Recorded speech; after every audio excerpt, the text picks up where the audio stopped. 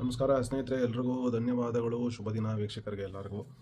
ಆ, ನಾನು ನಿಮ್ಮ ಸಂಖ್ಯಾಶಾಸ್ತ್ರಜ್ಞ ಗಿರೀಶ್ ಕುಮಾರ್. ಮಾಡುವ ವಂದನೆಗಳು ಹೇಳ್ತಾ, 3ನೇ ನಂಬರ್ ಅವ್ರ ಬಗ್ಗೆ ನಾನು ತೊಗೊಂಬರ್ತಾಯಿದ್ದೀನಿ. ಗುರುಗ್ರಹ. ಸೊ 3ನೇ ನಂಬರ್ ಬಂದು ರೂಲ್ಡ್ ಬೈ ಜೂಪಿಟರ್.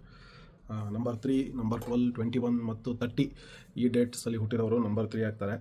ಸೊ ಒಳ್ಳೆಯ ವರ್ಷ ಈ ವರ್ಷ ಅವ್ರಿಗೆ, ನಂಬರ್ 3 ಅವ್ರಿಗೆ. ಹೋದ ವರ್ಷ ಸಾಕಷ್ಟು ತೊಂದರೆಗಳನ್ನ ಅನುಭವಿಸಿದ್ದಾರೆ. ಯಾಕೆಂದರೆ ನಂಬರ್ 8ಕ್ಕೂ 3ಕ್ಕೂ ಆಗೋದಿಲ್ಲ, 3 and 8. ಸೊ ಈ ವರ್ಷ ಬಂದ್ಬಿಟ್ಟು ಕುಜನದು. ಸೊ ನಂಬರ್ 9 ಸ್ವಲ್ಪ ಒಳ್ಳೆ ಇದಿದೆ ಈ ವರ್ಷ ಅವ್ರಿಗೆ.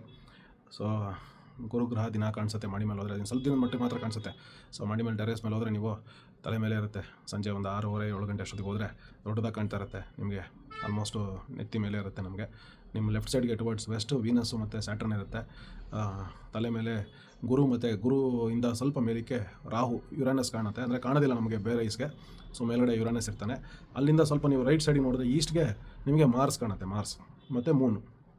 ಮಾರ್ಸ್ದೇ ಈ ವರ್ಷ ಕುಜ, ಮಂಗಳ ಗ್ರಹ. ಸೊ ಅವ್ರು ಯಾವ ರೀತಿ ಸ್ವಲ್ಪ ಬೆನಿಫಿಟೇ 3ನೇ ನಂಬರ್ ಅವ್ರಿಗೆ. ಅಷ್ಟೇನು ತೊಂದರೆಗಳಿಲ್ಲ ಈ ವರ್ಷ. ಸಾಕಷ್ಟೆಲ್ಲ ಅನುಭವಿಸ್ಬಿಟ್ಟಿದ್ದೀರಾ.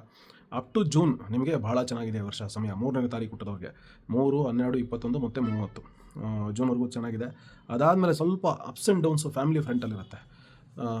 ಮನೆಯಲ್ಲಿ ಫ್ಯಾಮಿಲಿ ವಿಚಾರಕ್ಕೆ ಸಂಬಂಧಪಟ್ಟಂಗೆ ಸ್ವಲ್ಪ ಅಪ್ಸ್ ಆ್ಯಂಡ್ ಡೌನ್ಸ್ ಇರುತ್ತೆ.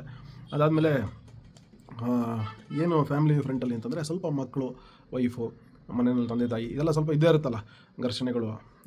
ಸೊ ಅದೆಲ್ಲ ಸ್ವಲ್ಪ ಇರುತ್ತೆ. ಎಲ್ಲ ಅಂತ ಏನು ಮೇಜರ್ ಪ್ರಾಬ್ಲಮ್ಸ್ ಇಲ್ಲ, ಸಾಲ್ವ್ ಆಗುತ್ತಲ್ಲ. ಆಮೇಲೆ health will be good except for cold, cough ಮತ್ತು ಹೆಡ್ಏಕ್ಸ್. ಇದು ಬಿಟ್ಟರೆ, ಸೊ ಕೋಲ್ಡು, ಕಾಫು ಇಂಥದ್ದೆಲ್ಲ ಬಿಟ್ಟರೆ ಓವರಾಲ್ ಆಗಿ ಹೆಲ್ತ್ ಚೆನ್ನಾಗಿರುತ್ತೆ. ಹೆಡ್ಏಕ್ಸು ಸಣ್ಣ ಪುಟ್ಟದ್ದು ಇವೆಲ್ಲ ಬಿಟ್ಟರೆ, ಸೊ ಇದೆಲ್ಲ ಚೆನ್ನಾಗಿರುತ್ತೆ. ಸಣ್ಣ ಪುಟ್ಟ ಹೆಲ್ತ್ ಪ್ರಾಬ್ಲಮ್ಸ್ ಬಿಟ್ಟರೆ ಬೇರೆ ಎಂಥ ಇನ್ನೂ ಮೇಜರ್ ಹೆಲ್ತ್ ಇಶ್ಯೂಸ್ ಇರೋದಿಲ್ಲ ನಿಮಗೆ. ಮತ್ತು ಎಷ್ಟು ಜೀರ್ಣಿಸ್ಕೊಳ್ಳೋಕ್ಕಾಗತ್ತೋ ಅಷ್ಟು ಮಾತ್ರ ತಿನ್ನಬೇಕು. ನೀವು ಜನರಲಾಗೆ ಮಿತವಾಗಿ ಆಹಾರ ಸೇವಿಸುವಂಥವ್ರು. ಬಟ್ ಆಚೆ ಎಲ್ಲ ಟ್ರಾವೆಲ್ ಮಾಡಿದಾಗ ಅಥವಾ ಯಾವ್ದಾನ ಫಂಕ್ಷನ್ಗಳಲ್ಲಿ ಸ್ವಲ್ಪ ಹೆಚ್ಚಾಗಿ ತಿಂದರೆ, ಇದು ಎಲ್ಲ ಥರನೂ ಅಪ್ಲೈ ಆಗುತ್ತೆ. ಈ ವಾಕ್ಯ ಏನಿದೆ, ಎಷ್ಟು ಜೀರ್ಣಿಸ್ಕೊಳ್ಳೋಕ್ಕಾಗತ್ತೋ ಅಷ್ಟು ಮಾತ್ರ ತಿನ್ನಿ ಅಂತಂದರೆ, ಮಾತಿನಲ್ಲೂ ಇರ್ಬೋದು, ಊಟದಲ್ಲೂ ಇರ್ಬೋದು, ಪ್ರತಿಯೊಂದರಲ್ಲೂ ಈ ವರ್ಷ ಸ್ವಲ್ಪ ಇದ್ರ ಮೇಲೆ ಗಮನ ಇರಬೇಕು ನಿಮಗೆ. ಆಮೇಲೆ ಧರ್ಮದ ಕಡೆ ಹೆಚ್ಚಾಗಿ ವಾಲ್ತೀರ ಈ ವರ್ಷ ನೀವು. ಒಂದು ದೇವಸ್ಥಾನಕ್ಕೆ ಹೋಗಿ ಬರೋಣಪ್ಪ, ಪೂಜೆ ಪುನಸ್ಕಾರಗಳು ಮಾಡೋಣ ಅನ್ನೋದು ನಿಮಗೆ ಆಟೋಮೆಟಿಕ್ಕಾಗಿ ಬಂದ್ಬಿಡುತ್ತೆ ಈ ವರ್ಷ. ಗುರುಗ್ರಹ ಅಲ್ವಾ. ಸೊ ಗುರು ಅದೆಲ್ಲ ಚೆನ್ನಾಗಿ ನಿಮಗೆ ದಾರಿ ನೋಡಿಸ್ತಾನೆ. So you are influenced by guru. So ಅದೆಲ್ಲ ಚೆನ್ನಾಗಿ ನಿಮಗೆ ಕರ್ಕೊಂಡು ಹೋಗ್ತಾನೆ. ಮತ್ತು ಇವೆಲ್ಲ ನಿಮಗೆ ಒಂದು ನೆಮ್ಮದಿನೂ ತಂದು ಕೊಡುತ್ತೆ ಈ ಧರ್ಮದ ವಿಚಾರದಲ್ಲಿ. ದೇವಸ್ಥಾನ ಪೂಜೆ ಪುನಸ್ಕಾರಗಳು ಮಾಡೋದ್ರಿಂದ ಗುರು ಒಳ್ಳೆ ಪೊಸಿಷನಲ್ಲಿದ್ದಾನೆ. ಹಾಗಾಗಿ ನೀವು ಯಾವುದೇ ರೀತಿಯಲ್ಲಿ ಮೋಸ ಹೋಗೋದಿಲ್ಲ ಈ ವರ್ಷ. ನೀವು ಯಾವುದೇ ಒಂದು ಸಣ್ಣ ಇನ್ವೆಸ್ಟ್ಮೆಂಟು, ದೊಡ್ಡ ಇನ್ವೆಸ್ಟ್ಮೆಂಟು ಏನು ಮಾಡಿದ್ರು ಭಾಳ ಕುಲಂಕುಷವಾಗಿ ಪ್ರತಿಯೊಂದನ್ನು ವಿಚಾರಿಸಿ ಅಳೆದು ತೂಗಿ ನೋಡಿ ದುಡ್ಡು ಹಾಕುವಂಥವ್ರು ನೀವು. ಸೊ ನಿಮ್ಮ ಸಮಯ ಮತ್ತು ನಿಮ್ಮ ಶ್ರಮ ಇವೆಲ್ಲದಕ್ಕೂ ವ್ಯಾಲ್ಯೂ ಕೊಡುವಂಥವ್ರು. ಸೊ ಹಾಗಾಗಿ ನೀವೇಂತ ಏನು ಮೋಸ ಹೋಗೋದಿಲ್ಲ. ಸ್ವಲ್ಪ ಫ್ಯಾಮಿಲಿ ವಿಚಾರಗಳಲ್ಲಿ ಸ್ವಲ್ಪ ಅಪ್ಸ್ ಆ್ಯಂಡ್ ಡೌನ್ಸ್ ಆಗುತ್ತೆ. ಅದು ನಿಮ್ಮ ಸ್ವಲ್ಪ ಮನಸ್ಸನ್ನು ವಿಚಲಿತ ಮಾಡುವಂಥ ಸಂದರ್ಭ ಈ ವರ್ಷ ನಿಮಗಿದೆ. ಸೊ ಅದ್ರ ಕಡೆ ಸ್ವಲ್ಪ ಗಮನ ಕೊಡಬೇಕು ನೀವು. ಅದಾದಮೇಲೆ ಸಹಾಯ ಕೇಳಿ ಬಂದವರಿಗೆ ಮಿತ್ರರಾಗಿ, ನಿಮ್ಮ ಸಹಾಯ ಕೇಳಿ ಬಂದವ್ರಿಗೆ ಅದು ನಿಮಗೆ ಮುಂದೊಂದು ದಿನ ಒಳ್ಳೆಯ ಫಲ ಸಿಗುತ್ತೆ. ಯಾರು ನಿಮ್ಮ ಸಹಾಯ ಕೇಳ್ಕೊಂಬರ್ತಾರೋ ಅವರಿಗೆ ಸಹಾಯ ಮಾಡಬೇಕು ನೀವು. ಅವರಿಂದ ದೂರ ಓಡೋಗಬೇಡಿ. ಸೊ ಅದನ್ನು ಮಾಡಿ. ಆಮೇಲೆ ಯಾವುದೇ ರೀತಿ ಅನುಮಾನಗಳು ಬೇಡ ಅದರೊಳಗೆ. ಮತ್ತು ನಿಮಗೆ ಅದೇ ಮಕ್ಕಳ ವಿಷಯದಲ್ಲಿ ಸ್ವಲ್ಪ ಚಿಂತೆ ಈ ವರ್ಷ. ನಿಮ್ಮ ಮಾತುಗಳನ್ನ ಕೇಳೋದಿಲ್ಲ ಮಕ್ಕಳು. ಸ್ವಲ್ಪ ಇದು ಮಾಡ್ತಾರೆ, ತಿರಸ್ಕಾರ ಮಾಡ್ತಾರೆ. ಒಂದು ಮನೋಭಾವ ಬರುತ್ತೆ ಅವರಲ್ಲಿ ನಿಮ್ಮ ಮೇಲೆ. ಸ್ವಲ್ಪ ಓದಿನ ವಿಚಾರದಲ್ಲಿರ್ಬೋದು, ಅಥವಾ ಬೇರೆ ಏನಾದರೂ ಅವರು ಲೈಫಲ್ಲಿ ತೊಗೊಳ್ಬೇಕಾಗಿರೋಂಥ ಡಿಸಿಷನ್ಗಿರ್ಬೋದು, ಅಥವಾ ಏನಾದರೂ ಕೆರಿಯರ್ ಡಿಸಿಷನ್ಸ್ ಇರ್ಬೋದು, ಅದು ನಿಮ್ಮ ಮಾತನ್ನು ಸ್ವಲ್ಪ ಕೇಳದೆ ಹೋಗ್ತಾರೆ ಅವ್ರು, ನಿಮ್ಮ ಮಕ್ಕಳು. ಸೊ ಆ ವಿಚಾರದಲ್ಲಿ ನಿಮಗೆ ಸ್ವಲ್ಪ ತಾಳ್ಮೆ ಬೇಕಾಗುತ್ತೆ. ಮತ್ತು ನಿಮಗೆ ಅಂತ ಸ್ವಲ್ಪ ಸಮಯ ಕೊಟ್ಕೊಳ್ಬೇಕು ನೀವು. ಸ್ವಲ್ಪ ಸ್ವಾರ್ಥರಾಗಬೇಕು ನೀವು. ಬರೀ ಫ್ಯಾಮಿಲಿಗೋಸ್ಕರ ದುಡಿಯೋದು, ಬರೀ ಇನ್ನೊಬ್ಬರನ್ನ ಆದರೆ ಅವ್ರೇನು ಅಂದ್ಕೊಂಡ್ಬಿಡ್ತಾರೋ ಇವ್ರೇನು ಅಂದ್ಕೊಂಡ್ಬಿಡ್ತಾರೋ ಅಂತ ಪ್ರತಿಯೊಬ್ಬರನ್ನು ಮೆಚ್ಚಕ್ಕೆ ನೋಡುವಂಥ ಮನೋಭಾವ ಇದ್ದರೆ ಅದನ್ನು ಸ್ವಲ್ಪ ಬದಲಾಯಿಸ್ಕೊಳ್ಳಿ. ಜಾರೆ ಕ್ಯಾ ಜಾತ, ಅವನೇನು ಅನ್ಕೊಂಡು ಬಂದುಬಿಡು, ನನ್ನ ಲೈಫ್ ನಾನು ನೋಡ್ಕೊಳ್ಳೋಣ, ನನ್ನ ಕಡೆ ನಂದು ಸ್ವಲ್ಪ ನೋಡ್ಕೋಬೇಕು ಅನ್ನೋದು. ಬರೀ ಇನ್ನೊಬ್ರಿಗೋಸ್ಕರ ಬೆಂಡ್ ಆಗ್ತಾಯಿದ್ರೆ ಪೂರ್ತಿ ನಿಮ್ಮನ್ನ ಬೆಂಡ್ ಮಾಡಿಬಿಡ್ತಾರೆ. ಸೊ ಅದು ಸ್ವಲ್ಪ ಸ್ವಾರ್ಥ ಮನೋಭಾವ ಬರೋದು ಒಳ್ಳೆಯದು ನಿಮಗೆ. ಆಮೇಲೆ ನೀವು ಈ ವರ್ಷ ನಿಮ್ಮ ದಾಂಪತ್ಯ ಜೀವನ ಚೆನ್ನಾಗಿರುತ್ತೆ. ದಾಂಪತ್ಯ ಜೀವನದಲ್ಲಿ ನಿಮಗೆ ಸ್ವಲ್ಪ ಈ ಇನಿಷಿಯಲ್ ಒಂದು 2 ಮಂತ್ಸು ಸ್ವಲ್ಪ ಕಷ್ಟಗಳಿದ್ರು, ರೆಸ್ಟ್ ಆಫ್ ದ 11 ಮಂತ್ಸಲ್ಲಿ ಇನ್ನೊಂದು 9 ಮಂತ್ಸು ಅಥವಾ ಒಂದು 10 ಮಂತ್ಸ್ವರೆಗೂ ಹೆಚ್ಚು ಕಮ್ಮಿ ನಿಮಗೆ ನಿಮ್ಮ ಸ್ಪೌಸಸ್ಸು ಅಥವಾ ನಿಮ್ಮ ಪಾರ್ಟ್ನರ್ಸು ನಿಮಗೆ ಚೆನ್ನಾಗೇ ಸಾಥ್ ಕೊಡ್ತಾರೆ. ಚೆನ್ನಾಗಿ ಸಪೋರ್ಟಿವ್ ಆಗಿರ್ತಾರೆ ನಿಮಗೆ ಒಂದು ಬ್ಯಾಕ್ ಬೋನಾಗಿ ನಿಂತ್ಕೊತಾರೆ. ಸೊ ಒಳ್ಳೆಯ ಸಮಯ ಇರುತ್ತೆ. ಫೈನಾನ್ಷಿಯಲಿ ನಿಮಗೆ ಈ ವರ್ಷ ಬಂದ್ಬಿಟ್ಟು ಚೆನ್ನಾಗಿ ಸಂಪಾದನೆ ಮಾಡ್ತೀರಾ. ಒಳ್ಳೆ ಸಂಪಾದನೆ ಆಗುತ್ತೆ. ಸ್ವಲ್ಪ ಖರ್ಚು ಮಾಡಬೇಕಾಗಿ ಬರುತ್ತೆ, ಸ್ವಲ್ಪ ಖರ್ಚು ಇರುತ್ತೆ. ಆದರೆ unexpected expenses during September and October ಬರುತ್ತೆ. ಈ ವರ್ಷ ನಿಮಗೆ ಸಡನ್ನಾಗಿ ಏನೋ ಒಂದು ಎಕ್ಸ್ಪೆನ್ಸಸ್ ಬಂದ್ಬಿಡುತ್ತೆ. ಸೊ ಅದು ಈ ವರ್ಷ ಇರುತ್ತೆ. ಆಮೇಲೆ ವೆಹಿಕಲ್ಸು ಮತ್ತು ಬಟ್ಟೆಗಳ ಮೇಲೆ ಆದಷ್ಟು ಕಮ್ಮಿ ಬಂಡವಾಳ ಹಾಕಿ. ನೀವು ಅತಿಯಾಗಿ ಅದರೆಲ್ಲ ವಿಚಾರದಲ್ಲಿ ನೀವು ಖರ್ಚು ಮಾಡೋಕ್ಕೆ ಹೋಗಲ್ಲ, ಬಟ್ ಆದಷ್ಟು ಅದನ್ನು ಕಂಟಿನ್ಯೂ ಮಾಡ್ಕೊಂಡು ಹೋಗಿ ಈ ವರ್ಷ. ನಂತರ ಲಾಂಗ್ ಟ್ರಾವೆಲ್ಸು ನಿಮ್ಗೆ ಈ ವರ್ಷ ಕಾರ್ಡ್ಸಲ್ಲಿದೆ. ಲಾಂಗ್ ಟ್ರಾವೆಲ್ಸ್, ಸೊ ಎಲ್ಲರೂ ದೂರ ಪ್ರಯಾಣ ಹೋಗುವಂಥದ್ದು. ಫಾರ್ ಎಕ್ಸಾಂಪಲ್ ಇಲ್ಲೆಲ್ಲೋ ದೇವಸ್ಥಾನ ಹೋಗೋಣ ಅಂತ ಪ್ಲ್ಯಾನ್ ಮಾಡ್ಕೊತೀರಾ, ಇನ್ನೊಂದು ದೊಡ್ಡ ದೇವಸ್ಥಾನಕ್ಕೆ ಕೊಟ್ಬಿಡ್ತೀರಾ. ಸೊ ಆ ರೀತಿ ಆಗುತ್ತೆ. ಫಾರ್ ಎಕ್ಸಾಂಪಲ್ ಇಲ್ಲೇ ಒಂದು ಲಕ್ಷ್ಮೀ ದೇವಸ್ಥಾನಕ್ಕೆ ಹೋಗಿ ಬರೋಣ ಅಂತ ಅಂದ್ಕೊಂಡು ಕೊಲ್ಹಾಪುರಕ್ಕೆ ಹೋಗಿ ಬರ್ತೀರಾ.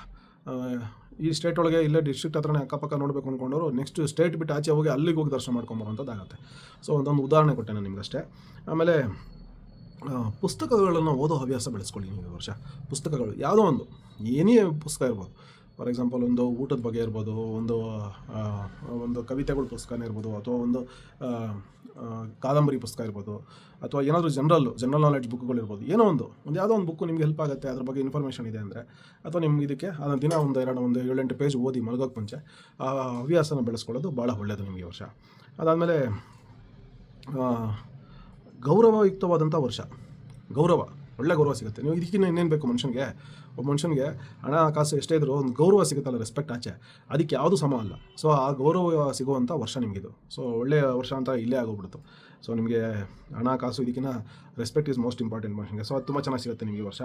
ಆಮೇಲೆ ಮನೆ ಹತ್ರ ಬಸವಣ್ಣ ಬರುತ್ತೆ. ಇವಾಗ ಎತ್ತುಗಳನ್ನ ಕರ್ಕೊಂಬರ್ತಾರೆ ಮನೆ ಹತ್ರ. ಈ ಹಬ್ಬದ ಸಮಯದಲ್ಲಿ ಪಿ ಹೊತ್ಕೊಂಡು ಬರ್ತಾರೆ. ಸೊ ಅವರೆಲ್ಲ ಬಂದಾಗ ಅದನ್ನು ನೀವು ಬರೀ ಕೈಯಲ್ಲಿ ಅವ್ರನ್ನ ಕಳಿಸ್ಬೇಡಿ. ಒಂದು 11 ರೂಪಾಯಿ ಕೊಟ್ಟು ಅವ್ರಿಗೆ, ಅಥವಾ ಹಸುಗಳಿಗೆ ಬಾಳೆಹಣ್ಣು ಕೊಡೋದು, ಈ ಥರ ಮಾಡಿ ಕಳಿಸೋದ್ರಿಂದ ಭಾಳ ಒಳ್ಳೆಯದಾಗತ್ತೆ. ಅದಾದಮೇಲೆ ನಿಮಗೆ ಈ ವರ್ಷ ಬಂದ್ಬಿಟ್ಟು ದುರ್ಗಾ ಪರಮೇಶ್ವರಿ, ಚಾಮುಂಡಿ, ಚೌಡೇಶ್ವರಿ, ರಾಜರಾಜೇಶ್ವರಿ, ಬನಶಂಕರಿ ದೇವಿಗಳ ದೇವಸ್ಥಾನಗಳಿಗೆ ನೀವು ಹೋಗಬೇಕು. ಈ ವರ್ಷ ದೇವಿ ಆರಾಧನೆ, ದೇವಿ ಪೂಜೆಗಳು ನೀವು ಮಾಡಬೇಕು. ಅದರಲ್ಲೂ ನಿಮ್ಮ ಮನೆಯಲ್ಲಿ ಹೆಣ್ಣು ಮಕ್ಕಳಿದ್ದರೆ ದಯವಿಟ್ಟು ಕುಟುಂಬ ಸಮೇತರಾಗಿ 1 ತಿಂಗಳಿಗೆ 1 ಬಾರಿ, ಇನ್ನು 11 ತಿಂಗಳು ಉಳ್ಕೊಂಡಿದೆ, ಈ ವರ್ಷ ಎಲ್ಲ ಹೋದರೂ ತಿಂಗಳಿಗೆ 1 ಬಾರಿ ಅಂದರೆ 11 ಸಲ ಹೋಗ್ತೀರಾ.